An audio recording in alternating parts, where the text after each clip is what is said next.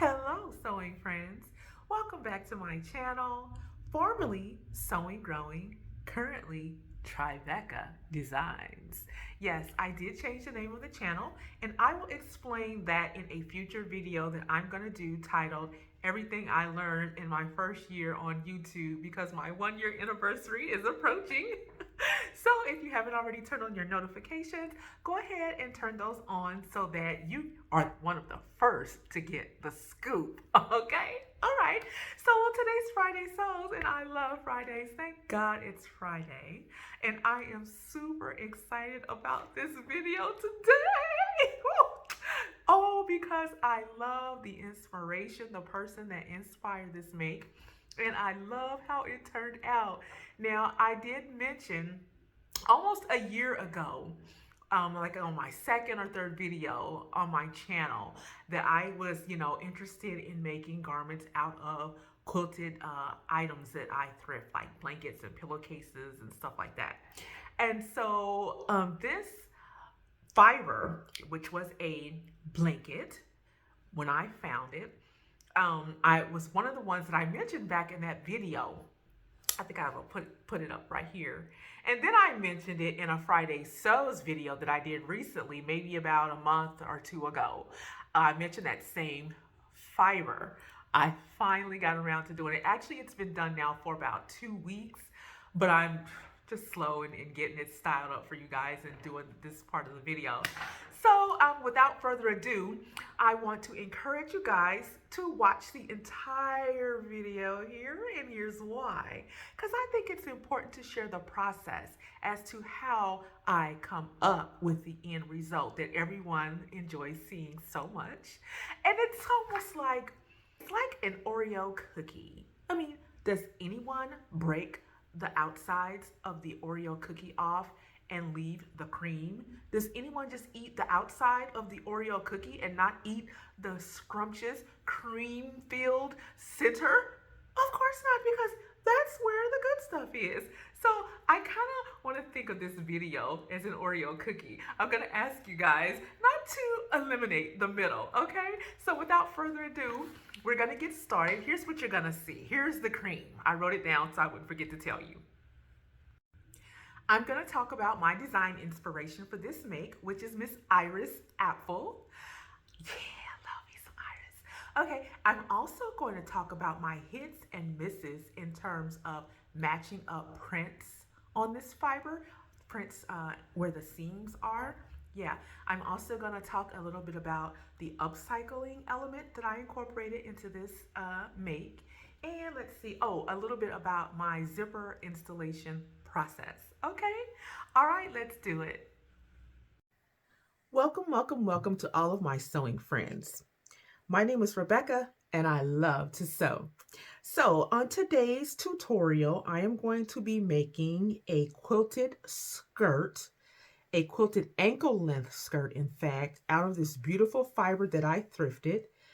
This is actually a lightweight quilted, if you can see the quilting stitches, blanket. I think it's a full to queen size, and it's a nice lightweight for a skirt. And hopefully I will have enough to make a jacket. So ultimately this will be like a thrift flip slash upcycle. Okay, sewing friends, so here is my inspiration for today's sewing project, beginning with the skirt out of this beautiful fiber that I thrifted, which again is a lightweight quilted blanket. You see how thin the batting is? So this is going to be a perfect winter skirt. And I just love Miss IRIS APFEL. I love the fact that she is a style icon who remains relevant. And she's over, is it over or 100? I can't remember if she just turned 101 or she's actually 100. But what's not to love? Her style is just very unique. It's one of a kind. It's eye-catching. It's inspiring. Now, I'm not trying to duplicate this skirt exactly. This is just what inspired me to make a long, full skirt. Mine, of course, isn't going to be that full, that long, and I'm not going to incorporate a tie here. Again, I'm not trying to duplicate this look exactly. I just put this up on my mood board because I just think it's super fly and I think she looks super elegant. And so that is what pretty much inspired today's make. The skirt. Now the jacket, I just picked a pattern that I liked that I thought would go good with my particular skirt. So I am trying to utilize patterns from my current stash, which are from several decades. I've inherited patterns from others and I purchased a lot myself.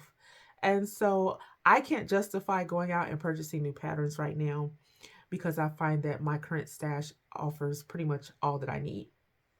This skirt is the view I'm going to be making. This is a McCall's 8781, I believe from the early 90s. Why don't we just go ahead and get started?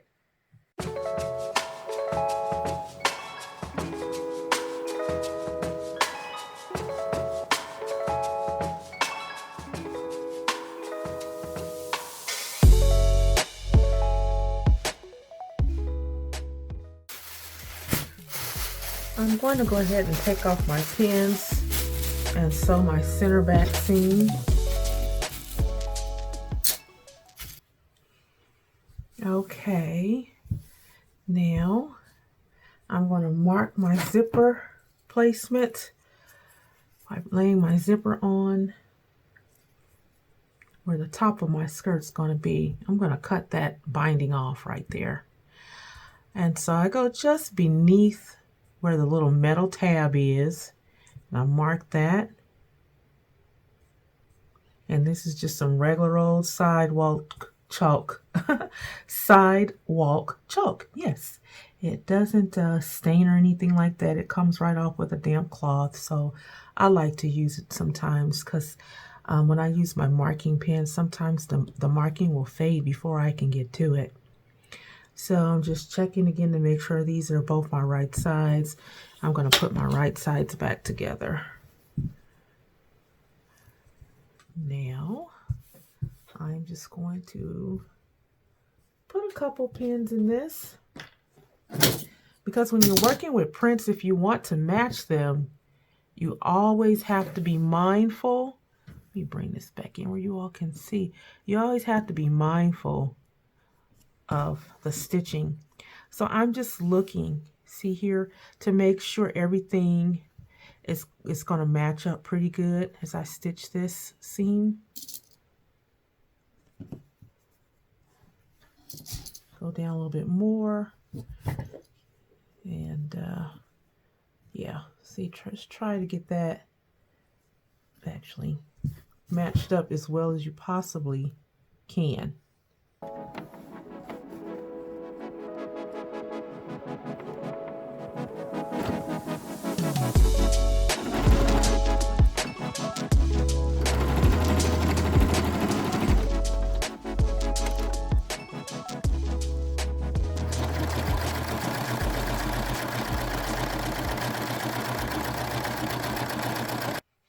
Okay, let's take a look and see how we did. First, I want to point out that I did serge my left and right back separate so that I kept my seam open all the way down the back in preparation for my zipper. Because for me, the way I insert my zippers, I need these pressing lines to help me. These pressing lines are key to helping me put my zipper in. But let's look at how well we did with matching. So it's not perfect. You can see here the lines are not matched up as well as I would like them to be. But like here, it's darn near perfect. Here, it's darn near perfect. Here, almost perfect. Here, almost perfect. Then again, we get real swanky right in here. I don't like that at all. But I'm going to press onward. Okay, so I'm going to go ahead and zip this up really quick and just take a look at working with just the right side of the back of my skirt here. I'm going to start thinking about how I'm going to line this up where I want my tape to stop near the waistband, and where that little metal bar is going to be within my seam down here. And so what I'm aiming to do is use this pressed edge as my stitching line, stitching as close to the side of the zipper as possible, making sure I don't sew anywhere along the teeth, and making sure that my fiber or my stitching line isn't so close to the teeth that it will prohibit me from zipping this in any way. So this is kind of how I like to start lining up my zipper. Then I turn it to the wrong side.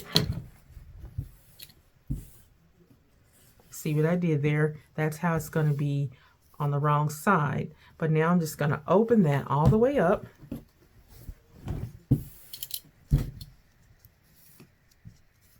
And again, that pressing line that I have there, I can see it. Maybe you can't, but I can see my crease. I'm going to stitch fairly close to the side of my zipper teeth using this pressed line as my stitching line. So to do that, I unzip my zipper and I just lay it like this. And then, being mindful to keep my same seam allowance here, I'm just going to go ahead and run a stitch pretty close to that zipper teeth all the way down, just past that little metal bar right there. And then when I turn it, this side will be stitched in place. Okay, it's time to start making the gravy, baby. I'm going to go ahead and place my zipper foot on.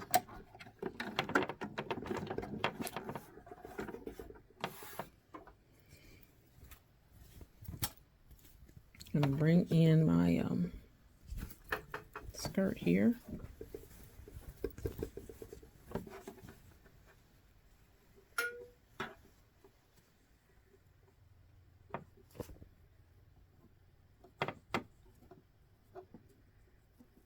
There's my creased edge, my pressed edge, which I'm using for my stitching line.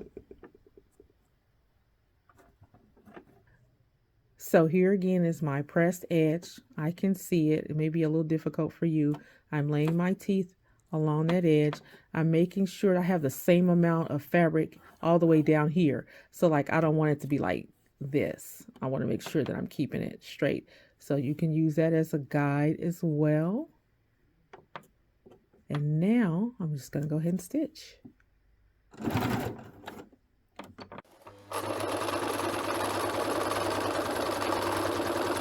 And so I'm looking at this jacket pattern right here. Do you see? This is a Cynthia Rowley pattern.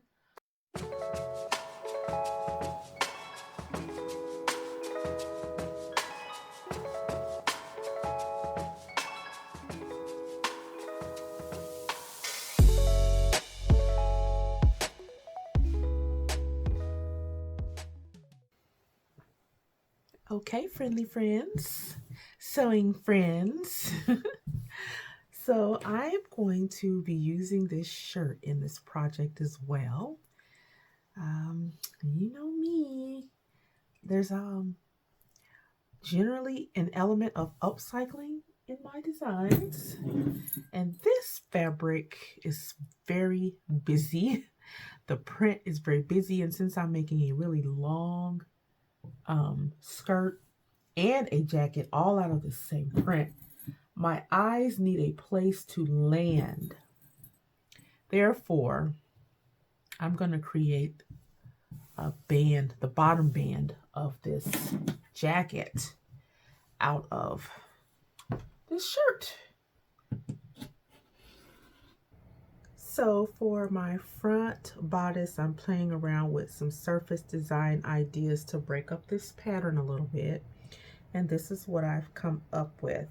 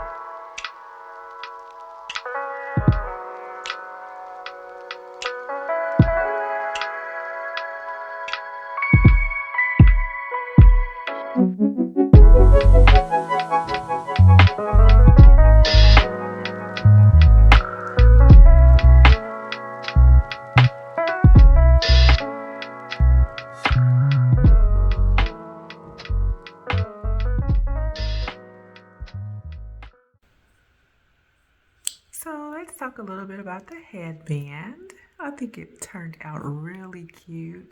I just had a little piece of fabric left over and was just inspired to make, I guess I felt like I needed a crown.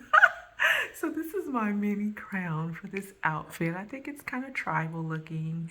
All I did is I started out with creating a decorative, or using, not creating, but using a decorative stitch from my sewing machine for the background.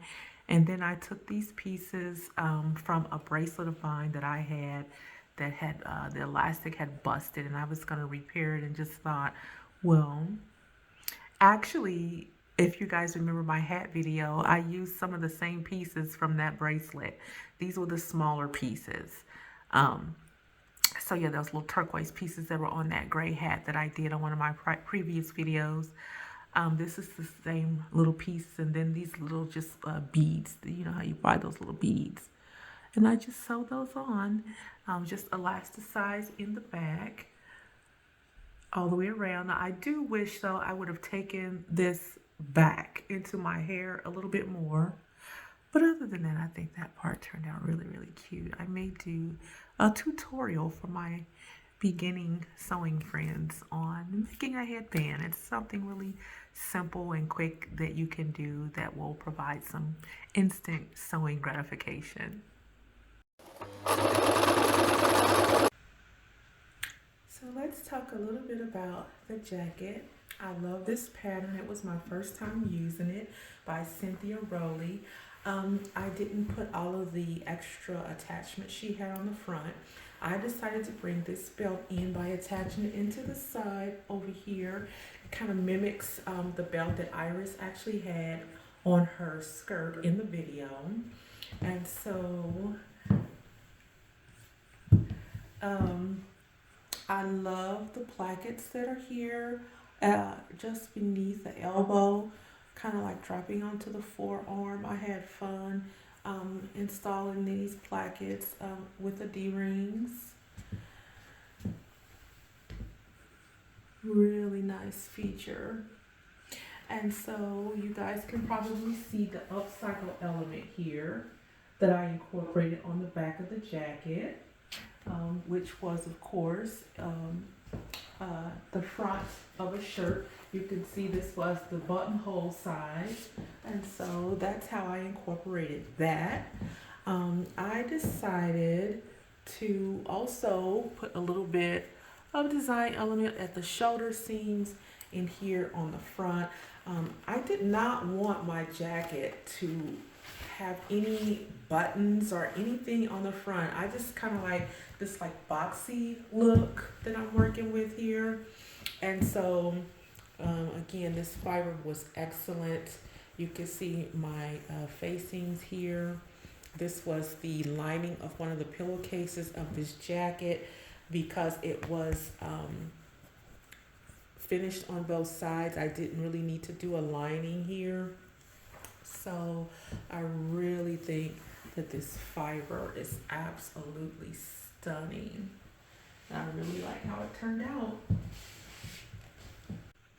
So let's talk a little bit about the skirt. I am so in love with this skirt.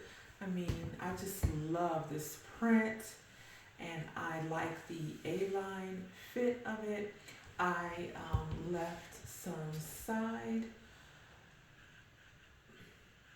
splits. Well, friends, I can honestly say that I feel like a true DOZ in this outfit, daughter of Zion. So that being said, let me leave you with this. Remember to clothe yourselves with kindness, gentleness, patience, humility, and love. Thanks for watching.